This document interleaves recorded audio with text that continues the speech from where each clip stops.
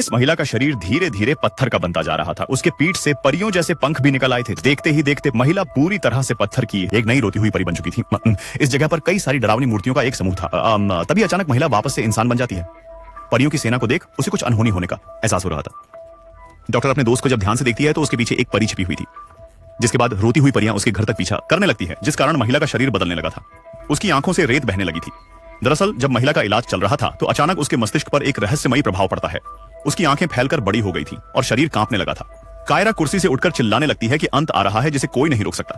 उसी समय डरावनी परियां उनके घर आ जाती हैं।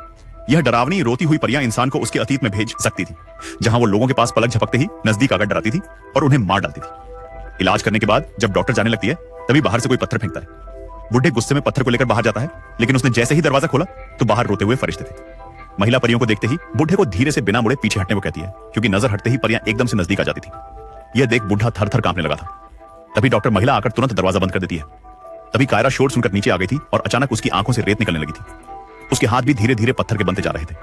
कायरा के दिमाग में एक परी छुपी हुई थी। उसकी जान बचाने के लिए डॉक्टर कायरा के दिमाग में झांकती है, जहां उसे एक रोती हुई परी नजर आती है, जिसे देख डॉक्टर हैरान थी। परी का कहना था कि वह कायरा को तब तक नहीं छोड़ेगी जब तक वो दूसरे संगठन के स्वर्गदूत से बच नहीं जाती। वो डॉक्टर से मदद मांगती है। दूसरी तरफ जब बुढ़ा टीवी में परियों को देख रहा था तो अंदर के स्वर्गदूत अचानक स्क्रीन के नजदीक आ जाते हैं। यह देख बुढ़ा घबरा जाता है।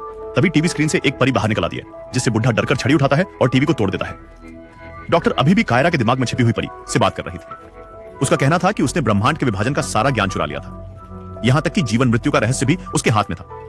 तभी अचानक परी डॉक्टर को कायरा के दिमाग से बाहर निकाल देती है, क्योंकि बाहरी दुनिया के स्वर्गदूतों ने हमला कर दिया था।